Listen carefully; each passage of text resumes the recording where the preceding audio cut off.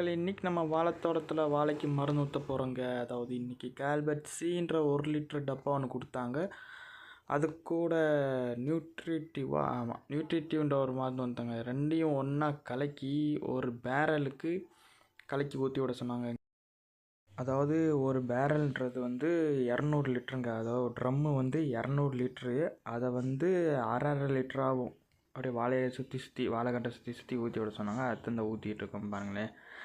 சரியான வெயிலுங்க இன்றைக்கி. அந்த வெயிலில் உட்காந்து ஊற்றிட்டு இருக்கோம். பரவாயில்ல, நம்ம விவசாயம் தானே. விவசாயம் சேனல் புதுசாக யாராச்சும் பார்த்துருந்தீங்கன்னா மறக்காமல் லைக் பண்ணிவிட்டு சப்ஸ்கிரைப் பண்ணிட்டு வீடியோ பாருங்கள்.